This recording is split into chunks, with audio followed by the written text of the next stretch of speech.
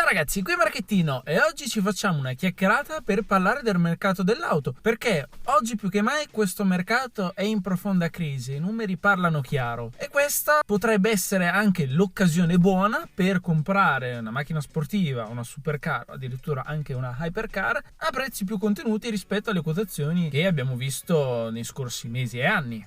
Unrai ha appena pubblicato i dati relativi al mese di marzo per quanto riguarda le matricolazioni in Italia. I dati sono sconcertanti a dir poco. C'è un calo del meno 85%. Nella descrizione video qua sotto potete trovare il link per vedere la tabella con tutti i numeri. Praticamente tutte le case automobilistiche hanno sofferto nel mese di marzo, tranne un paio. Infatti Tesla va controcorrente segnando un più 57%, con numeri di vendita piuttosto interessanti per il nostro paese. Poi vabbè, c'è Aston Martin che segna un più 100%, ma solamente perché ha venduto 2 auto. Sì, 2 auto. Invece se andiamo a vedere tutte le altre case automobilistiche segnano numeri meno decisamente pesanti. Io in questo momento non vorrei avere una concessionaria. E quella che sembra essere una recessione dietro l'angolo va a colpire praticamente tutti i costruttori, non solo quelli che creano macchine economiche come Fiat, ma anche marchi premium come Audi, BMW, Mercedes. Quindi la situazione di per sé è un po' preoccupante. Questi numeri così negativi sono dovuti principalmente dal fatto che dal 10 marzo praticamente tutte le attività sono chiuse. Però a mio avviso anche nei mesi a seguire, soprattutto quando la situazione tornerà alla normalità, la gente potrà uscire di casa e anche entrare fisicamente in una concessionaria, ahimè i numeri secondo me tenderanno sempre al negativo, perché purtroppo l'economia globale sta crollando e quando ci sono segnali di incertezza le persone la prima cosa che fanno non è certamente pensare all'acquisto di una macchina. E dall'altro lato chi ha una macchina specialmente sportiva, potente, se ha bisogno di liquidità tende a venderla e spesso anche a quotazioni un po' sotto mercato. E io con estrema puntualità ho comprato il rimpiazzo dell'M3 il giorno prima del decreto di zona rossa in Italia. Vabbè, spero almeno un giorno di poterla ritirare. A mio avviso siamo solo all'inizio, bisogna ancora aspettare un po' di tempo per vedere e valutare un po' la situazione, per capire anche se effettivamente le macchine, specialmente quelle classiche, quelle in tiratura limitata, possono tornare a diventare dei beni rifugio, ma onestamente dai numeri che ho potuto vedere finora la situazione non è delle migliori, perché all'incirca una settimana fa la famosa casa d'aste RM Sotheby's ha organizzato un'asta negli Stati Uniti e oggettivamente i risultati che sono venuti fuori non sono dei più rosei, considerando che RM propone sul mercato sempre modelli piuttosto interessanti da parte dei collezionisti e in quest'asta ben il 31% delle auto sono state invendute, una percentuale piuttosto alta per questa casa d'aste. Andiamo a vedere un po' nel dettaglio le macchine più interessanti, soprattutto quelle che sono state invendute o che sono state vendute a prezzi più bassi rispetto a quelli che RM aveva stimato. Partiamo da quella che a mio avviso è stata la macchina più importante di quest'asta, nonché l'anteprima del video. Stiamo parlando della Ferrari aperta. Solamente 210 esemplari, quindi macchina molto limitata, molto ricercata dai collezionisti. Nel dettaglio questo esemplare ha solamente 175 miglia, quindi sostanzialmente la macchina è nuova. Le aspettative erano piuttosto alte perché la stima di questa macchina era tra i 4 milioni e mezzo e i 5 milioni e mezzo di dollari. Risultato? La macchina è stata invenduta e l'offerta più alta ammontava a 3,7 milioni di dollari. 3,7 non è male onestamente.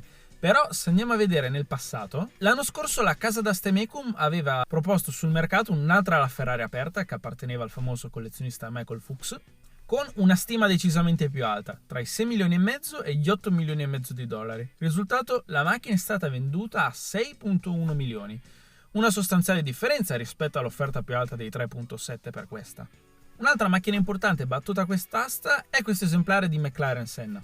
Solo 500 al mondo, quindi anche questa qui è un'altra macchina piuttosto apprezzata e ricercata dai collezionisti. La macchina aveva solo 200 miglia, quindi anche qui parliamo di un'altra macchina che sostanzialmente è stata comprata solo per speculare. RM l'aveva stimata tra i 950.000 dollari e 1.200.000. Risultato? A fine asta la macchina è stata invenduta e poi è stata venduta per 847.000 dollari. Diciamo che per il proprietario di questa Senna non è stato un grande affare, considerando che da nuova veniva a 950.000 euro più optional. E per farvi un altro esempio sulle valutazioni, a gennaio di quest'anno, sempre la casa d'asta Mecum ha battuto in asta questa McLaren Senna con una configurazione piuttosto dubbia.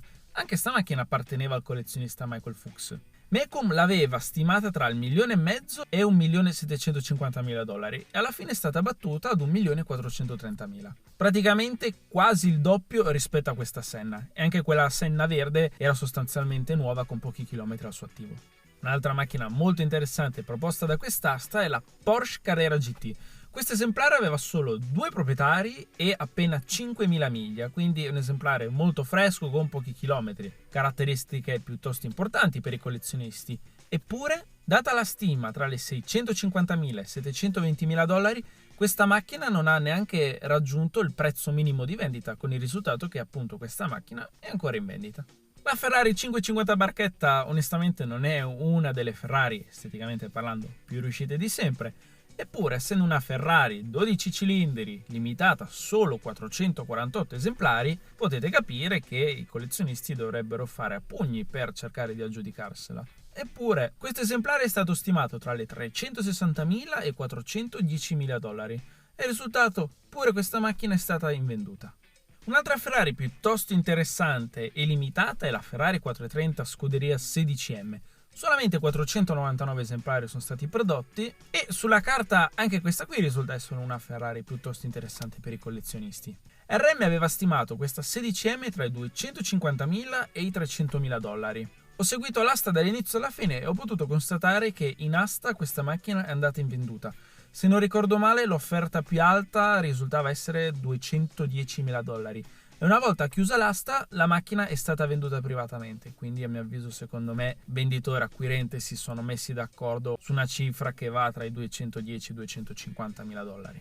Comunque ragazzi, non tutte sono state invendute, perché questo splendido esemplare di Porsche 997 GT3 RS MK1 è stato stimato tra i $150 e i $160.000 e alla fine di tutto ciò è stata battuta per $137.000. E a mio avviso questo esemplare è stato venduto ad una cifra piuttosto bassina, perché vi ricordo anche che quando mandate in asta un oggetto, da quella cifra poi voi dovete togliere le commissioni da pagare al venditore, quindi onestamente 137.000 alla quale poi devi togliere anche delle commissioni, non è tutto sto grande affare per chi ha venduto. Io ricordo ancora un po' di amici che hanno tuttora una GT3 RS come questa, che in passato mi dicevano di aver ricevuto offerte piuttosto alte, decisamente più alte di 137.000, e mi dicevano ma no, la tengo, tanto salirà.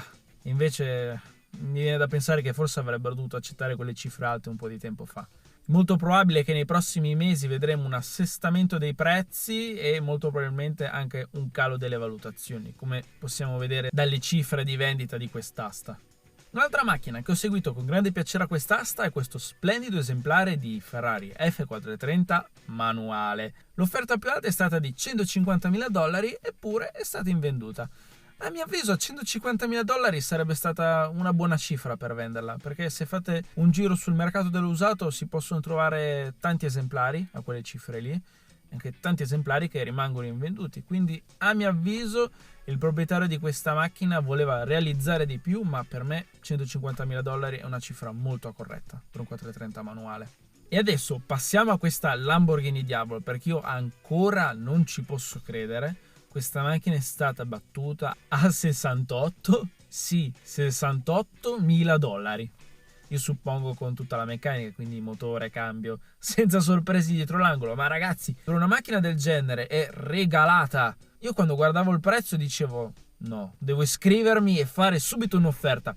Non me ne frega niente se poi la macchina la tengo negli Stati Uniti, ma cacchio, chi l'ha comprata, complimenti, hai fatto un mega affare. E poi c'è qualcun altro che ha fatto un altro mega affare con questa Ferrari 355 Spider.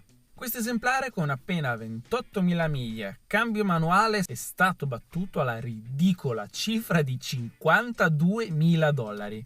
Chiunque l'ha comprata ha fatto l'affare della vita a mio avviso, perché una 355 Spider manuale a questa cifra con un chilometraggio relativamente basso per tutti gli anni che ha la macchina, $52.000 è davvero un prezzaccio. $52.000, cioè l'equivalente di poco meno di €48.000, questo sì che è un super prezzo per avere una Ferrari. Se andate a vedere le quotazioni online, le 355 partono tutte più o meno da €60.000 a salire, se parliamo di esemplari con chilometraggi relativamente bassi e cambio manuale. Quindi come potete capire ragazzi, io da quest'asta mi sono fatto un po' l'idea che non è il momento giusto per vendere, a meno che avete bisogno di liquidità. Se avete soldi alla mano, secondo me questo può essere il periodo per fare dei begli affari.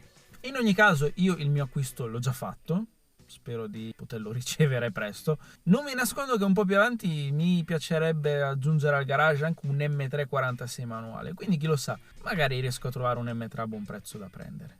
In ogni caso io penso proprio che il governo si deve dare una bella svegliata e dare un serio aiuto a questo mercato che attualmente è piuttosto sofferente. Quindi trovo assurdo vedere tutt'oggi tasse così alte per quanto riguarda di bollo, superbollo, passaggi di proprietà, assicurazioni, che sia la volta buona che il governo si dà una svegliata e stravolge in modo positivo non solo il mercato ma tutta l'economia del paese. Speriamo ragazzi. Ragazzi, se è piaciuto questo video mettete like, iscrivetevi al canale se non avete ancora fatto e come sempre grazie per la visione. Ciao!